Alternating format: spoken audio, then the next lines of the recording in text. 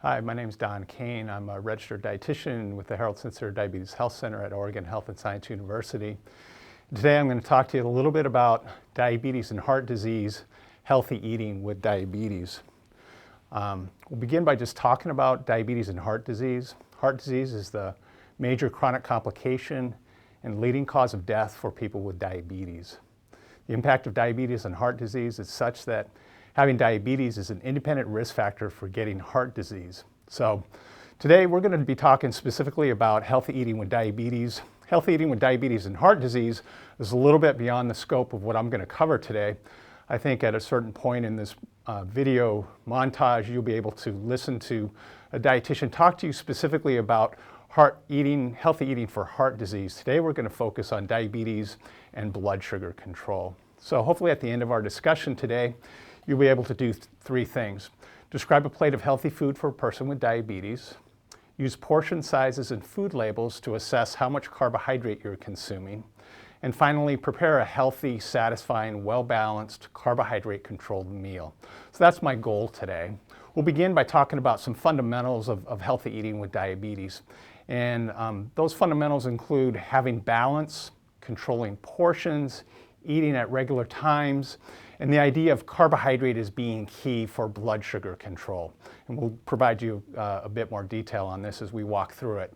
So having balance is really important for folks with diabetes to eat 3 well-balanced meals per day. A well-balanced meal constitutes some carbohydrate, some protein, and a small amount of fat at each meal.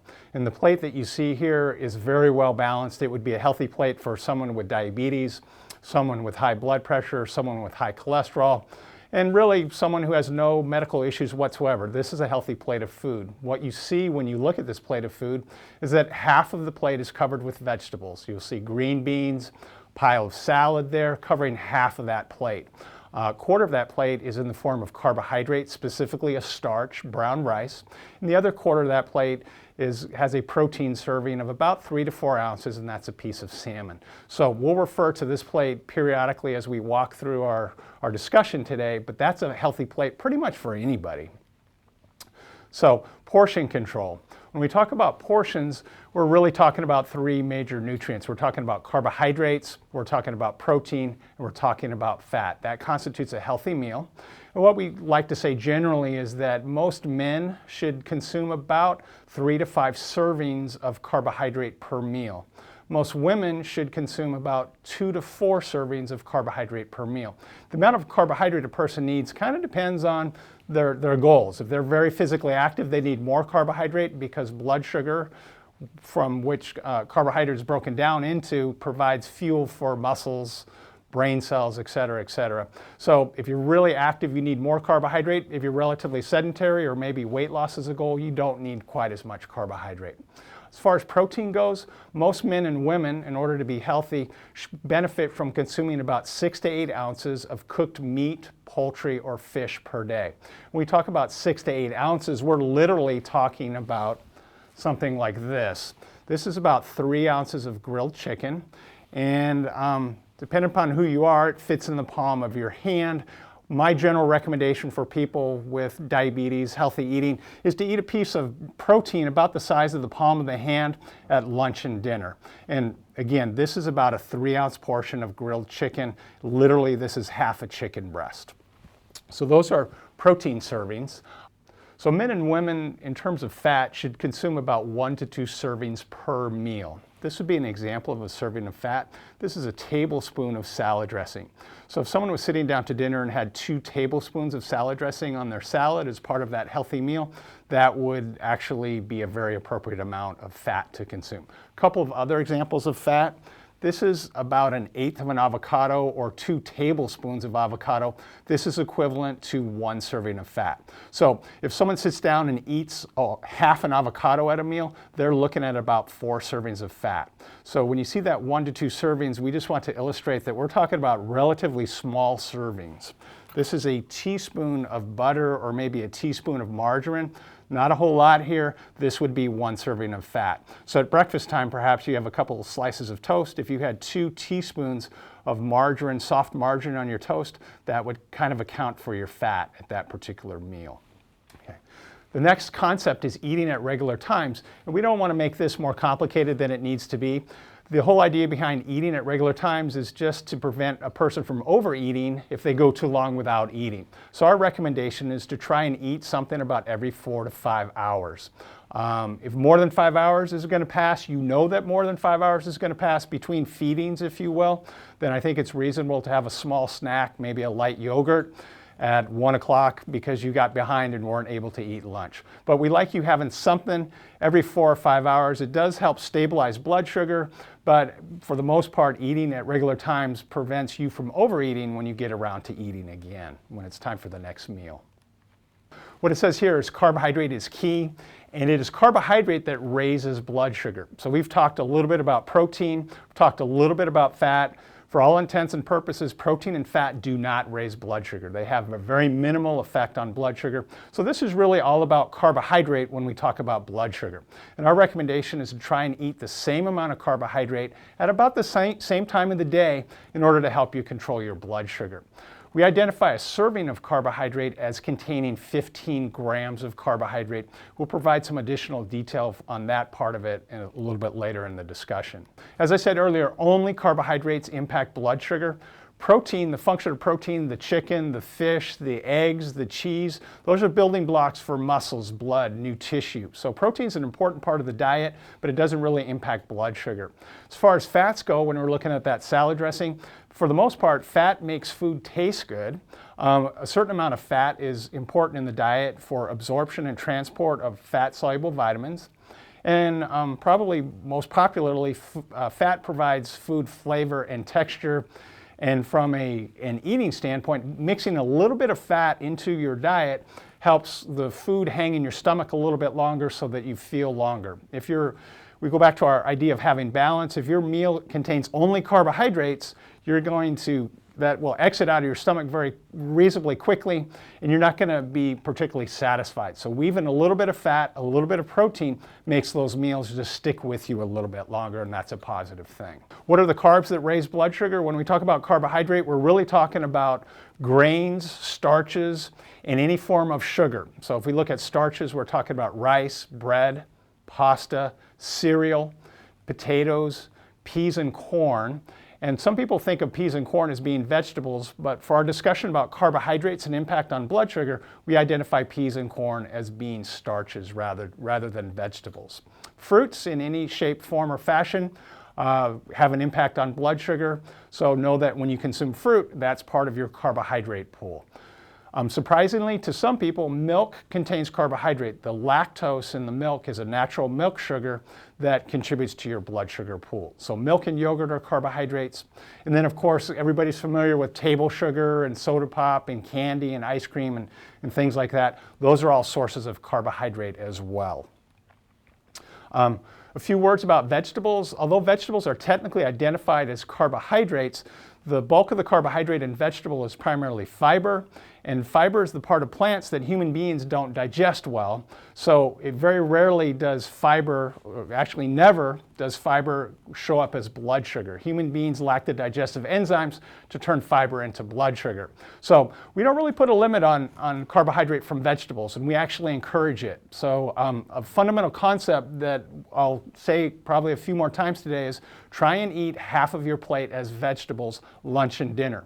And if you're so inclined, there's no reason you can't weave a little bit of vegetable into breakfast as well. Maybe you saute a few bell peppers, mushrooms, tomatoes, mix those in with some egg whites, and have that with a couple of pieces of toast. That would be a very healthy breakfast for someone with diabetes.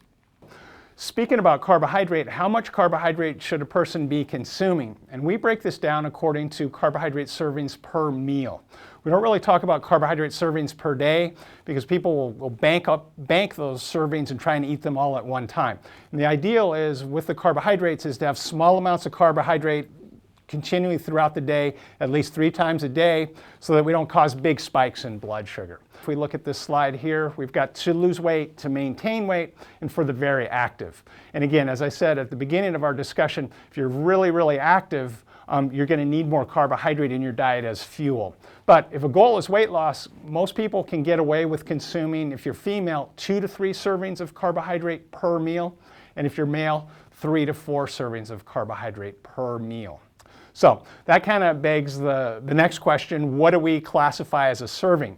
If we look at this slide kind of distinguishes carbohydrate foods from non-carbohydrate foods, or more accurately, foods that do not raise blood sugar. So looking at this slide, the foods that are down the left-hand side of the slide, the starches, the milk, the fruit, that's impacting blood sugar, and those kind of represent servings of carbohydrate. The foods down the right side of this slide, non-starchy vegetables, protein foods, and dietary fat, for the most part, these types of foods have a negligible effect on blood sugar. So you can't eat the stuff down the right-hand side super liberally, especially with the protein and fat, because a lot of people, if you consume protein and fat without paying attention to how much you're consuming, it can contribute to weight gain. But the non-starchy vegetables you can eat very freely, very liberally, kind of anywhere, anytime. When we talk about servings, going back to our idea, and just for simplicity, we'll talk about servings, 3 servings per meal for women and 4 servings per meal for men. So examples of servings, single servings of carbohydrate. This is a slice of bread. This would be 1 serving of carbohydrate. So if someone consumes a tuna fish sandwich for lunch, the bread is carbohydrate. 2 slices of bread would be 2 servings of carbohydrate. The tuna fish has got no carbohydrate. The mayonnaise, the celery, the onion, none of that is really contributing to blood sugar. So again, single servings of carbohydrate look like this: a slice of bread. This is a corn tortilla. It's okay to eat flour tortillas. We like the corn tortillas because of the consistency and the serving size. A corn tortilla is classified as 1 serving of carbohydrate, just like a slice of bread would be 1 serving of carbohydrate. You'll notice on the slide that it talks about a serving of starch equaling 15 grams of carb. Again, this will become more meaningful when we talk about the food label, but a couple of more servings of starch that equate to a single serving of carbohydrate, or 15 grams. So this is half a cup of cooked peas, and the measuring cup that we're talking about is a measuring cup that you'd measure flour with. So half a cup of cooked peas would be 1 serving of carbohydrate, or 15 grams. And it kind of continues along in that vein. What's different about servings is for something like rice or noodles, the serving is 1/3 of a cup versus half a cup for the peas and the corn and the beans and so forth. So if you were to consume a cup of cooked rice, be it white rice or brown rice, we're looking at 1/3, 2/3, 3/3, or the full cup of rice being 3 servings of carbohydrate. And if we're talking about women consuming carbohydrate at a meal who are trying to lose weight, a cup of rice, a cup of cooked rice, equates to 3 servings of carbohydrate, and that would be where we would want that particular person to stop consuming carbohydrate. Categories of food that provide carbohydrate and examples of carbohydrate would be fruit. All fruit contains natural sugar, which contributes to blood sugar in a human being. So an example of a serving of carbohydrate in the form of fruit, on the slide it says 1 extra small banana. The reality is it's hard to find extra small bananas, so we're talking about half of a regular sized banana for 1 serving of carbohydrate, or 15 grams. Okay. Another example of a serving of fruit would be this peach. And ordinarily, I give this peach a little bounce, and it bounces back up, just to illustrate that a peach the size of a tennis ball is 1 serving of carbohydrate, or worth 15 grams. Okay. Going back to our measuring cups, something like watermelon, the easiest way to assess how much carbohydrate is in watermelon is to actually cut it up into chunks and measure it out.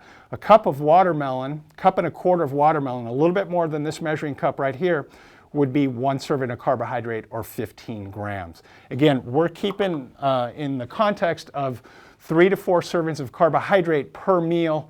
In grams, that would equate to 45 to 60 grams of carbohydrate per meal. Our next category of carbohydrate is basically milk and yogurt. And you'll notice that not all dairy products contain carbohydrate, although they kind of belong in the same family. When we go from milk to cheese, we lose the carbohydrate, we lose the lactose. When we go from milk to cottage cheese, we lose the lactose, and we identify both cheese and cottage cheese as protein foods. Cheese and cottage cheese are not really going to contribute to the blood sugar pool, but an 8-ounce glass of milk would be 1 serving of carbohydrate, or roughly 15 grams of carbohydrate. Okay. Something that is consistent with an 8-ounce glass of milk would basically be an individual serving of a light yogurt. When we move forward in the presentation a little bit, we'll talk about looking at labels, and there's a whole spectrum of carbohydrate in yogurt. Some yogurt is very low in carbohydrate, and some yogurt is very high in carbohydrate. But these are two carbohydrate sources from the dairy group. Milk and yogurt provide carbohydrate that contribute to the blood sugar pool. As we said earlier, serving of carbohydrate is roughly 15 grams. So be it a slice of bread, a small apple, an 8-ounce glass of milk, each one of those servings is worth 15 grams of carbohydrate. And we're looking at, for most people that are maybe trying to lose a little bit of weight, limiting the carbohydrate to about 45 to 60 grams. Or another way to say that would be 3 to 4 servings of carbohydrate. That's per meal, not per day, but per meal. Moving forward to look at the food label, the reason that we even mention grams of carbohydrate is the fact that the food label expresses the amount of carbohydrate in grams. So everything we've looked at so far, the slice of bread, the apple, the glass of milk, those are all worth 15 grams of carbohydrate. When you look at a food label that has some carbohydrate, for example, I've got a bottle of regular Pepsi Cola here. And the most important things to look at on a food label, 3 things: serving size, servings per container, and total carbohydrate in grams. When I work with people individually, what I do, the first thing I do on a food label is where it says percent daily value, I put a big X through that. All that information about daily value down at the bottom third of this food label has really nothing to do with carbohydrate counting, so I put a big X through that. What I'm very interested in on a food label is serving size, servings per container, and the total carbohydrate. People that have had diabetes for a long time are very focused on sugars, the sugars, and if you look at this particular food label, it tells us that there's 31 grams of carbohydrate and 5 grams of sugar. That 5 grams of sugar is part of the total carbohydrate, so that's why we have a red circle around the total carbohydrate. We're not that concerned about the sugar content of things, we're more interested in the total carbohydrate. The other part of the food label that's really important is the serving size and servings per container. All of the information, the nutrition information on the food label applies to one serving. Unfortunately, food many times is not divvied out in single servings. For example, I've got this bottle of regular Pepsi here. The serving size is 8 fluid ounces, and if I take a look at the total carb, that's actually 28 grams of carbohydrate, but that's only for 8 ounces. That's only for a portion of this particular bottle of soda pop. So if I look at the whole bottle of soda pop, where it says servings per container 2.5, we're talking about 2.5 servings times 28 grams per serving, and we're at the very end of this, if we do the math on that, we're looking at 69 grams of carbohydrate for this bottle of Pepsi. So again, thinking back to how much carbohydrate is reasonable, a reasonable amount of carbohydrate at a single serving for most women and men is about 45 to 60 grams. We've blown all our carbohydrate on this regular Pepsi. On the other hand, if I grab a diet Pepsi, the serving size is the same. Its serving size is 8 fluid ounces, and there's 2.5 servings per container, and the total carbohydrate in this is 0 grams. So we're not worried about this. This is basically flavored water with an artificial sweetener in it. It's carbonated like regular soda pop. Some people are okay with the flavor of diet colas. Some people don't like it. We're okay with people with diabetes consuming diet cola or diet anything really. We're more focused on the grams of carbohydrate. That's not to say that diet soda pop or any kind of soda pop is particularly healthy, but this is a much better deal for someone with diabetes, 0 grams of carbohydrate versus 69 grams of carbohydrate for this bottle of regular Pepsi. And by the way, these are both 20-ounce bottles of Pepsi, okay, diet and regular. Again, if we talk about grams of carbohydrate, we've just laid this out, trying to keep women to about potentially 3 servings of carbohydrate per meal. That would be 45 grams of carbohydrate per meal. And for men, 3 to 4 servings or 45 to 60 grams of carbohydrate per meal. The other part of the equation that we talked about earlier is just balancing your meal with protein. The protein is something that we need to build muscle and antibodies to fight infection, so it's an important part of a healthy diet. But again, a reasonable amount of protein is about 6 to 8 ounces of cooked meat, And so when we say meat, beef, poultry, fish in a day, other things that count as protein beyond the meat, fish, and poultry, this is a piece of cheese that I mentioned earlier. This would equate to a single serving of protein. And then this is an egg. The protein in an egg or a couple of egg whites is basically the same protein that we would find in an ounce of skinless turkey breast. Going back to our idea of keeping the protein to about 6 to 8 ounces of meat a day, these are other things that would count as protein in our discussion of protein in the diet. Again, protein does not raise blood sugar. It does contribute calories. If you overconsume protein, you can gain weight, and that's, again, not something that is very desirable with people with diabetes unless you're underweight. So this slide just lays out, again, a few servings of protein for us. In addition to what I showed on camera, tofu, half a cup of tofu equates to an ounce of protein. A tablespoon of natural peanut butter is equivalent to an ounce of protein from a protein standpoint.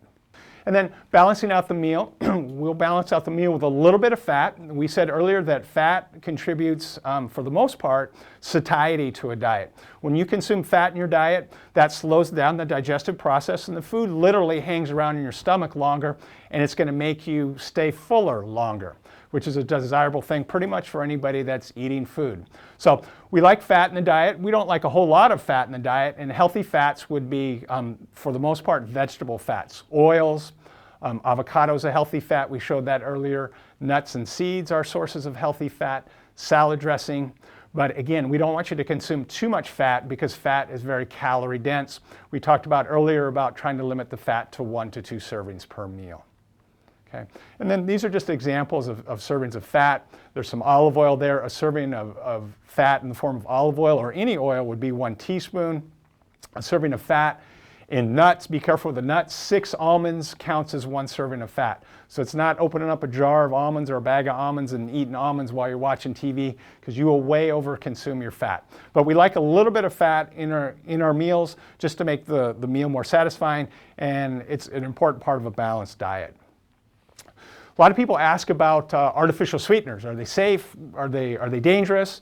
The Food and Drug Administration has looked at artificial sweeteners pretty rigorously, and basically said that the artificial sweeteners that are on the market are safe to use. Again, this is not an endorsement saying that artificial sweeteners are health food, but if we go back to our example with the Diet Pepsi, the Diet Pepsi was 0 grams of carbohydrate for a 20-ounce bottle, and the regular Pepsi was 69 grams of carbohydrate for a 20-ounce bottle. So using the artificial sweeteners will give you a sweet perception on the tongue with no carbohydrate, no impact on blood sugar. So we're okay with folks having some artificial sweeteners in their diet in the form of Diet Coke or maybe a light yogurt, something like that. We don't really recommend consuming a couple of liters of diet soda pop a day, a couple of Diet Cokes, maybe a couple of light yogurts. That's very reasonable, but not required. A lot of people ask about alcohol. Here's a story with alcohol. Contrary to popular belief, straight alcohol does not get converted into blood sugar. So something like wine, something like a shot of liquor has a very minimal effect on blood sugar. It has a minimal effect in terms of carbohydrate. The exception to the alcohol would be beer. A 12-ounce beer, like a Budweiser or whatever kind of beer, a microbrew, a 12-ounce microbrew, has about 15 grams of carbohydrate. So alcohol in the form of beer will contribute to the blood sugar pool. Alcohol in the form of wine and liquor really doesn't contribute to the blood sugar pool, but be careful with the mixed drinks. We don't want you mixing up a drink with a shot of liquor with no carbohydrate, mixing that shot of liquor into a big jigger of juice, and your blood sugar shoots up because of the juice. Another recommendation with alcohol is we want food to accompany alcohol. This is somewhat counterintuitive, but people who are at risk for low blood sugar, people that take diabetes medicine that aggressively lowers blood sugar, like certain diabetes pills and all insulins, should always make sure they consume some food with the alcohol, because if you fall into a low blood sugar reaction with alcohol on board, it's harder for people to come out of a low blood sugar reaction. So we like the food with the alcohol, hopefully to prevent the low blood sugar from ever occurring. Another thing to keep in mind with alcohol is that alcohol is very calorie dense. If your goal is weight loss, a couple of glasses of wine every night might not be helping that weight loss goal a whole lot. Bottom line with alcohol, discuss alcohol with your healthcare provider. If he or she says that it's fair game, it is fair game, but be careful again with the calories. Make sure you have it with food. So putting everything together, this is a healthy plate of food for someone that has diabetes. What you see on this plate, these are all plastic pieces of food. So allegedly this is spinach, carrots, broccoli, asparagus. You don't have to have 4 different vegetables on your plate, but we like that half plate of vegetables. This is doing absolutely nothing to blood sugar. It's providing vitamins, minerals, things that are very healthy for really anybody, and it's not having an impact on blood sugar. We continue to balance this plate out by adding a little bit of protein. Again, depending upon who you are, a piece of meat about the size of the palm of your hand kind of does a nice job of balancing this plate out without providing too many extra calories. Okay? But this is not a completely balanced plate. We're missing the carbohydrate. We need carbohydrate in the diet to provide blood glucose so that we can think, so that we can move our bodies. Blood glucose is needed by every cell in the body, so we need something that's going to provide blood glucose in the diet, and that's of course going to be carbohydrate. So going back to our idea of 3 servings of carbohydrate per meal, or 45 grams of carbohydrate, I'm just going to kind of balance this plate out. So I'll start with a little bit more than a cup of watermelon. This would be 15 grams of carbohydrate. I'm going to balance this out real nicely by weaving in half a cup of, these happen to be kidney beans, but this could be pinto beans, garbanzo beans. That's another 15 grams of carbohydrate. And then finally, I think I'm going to put a glass of milk on here, which an 8-ounce glass of milk would basically be another 15 grams of carbohydrate. So we've got our completely balanced plate here.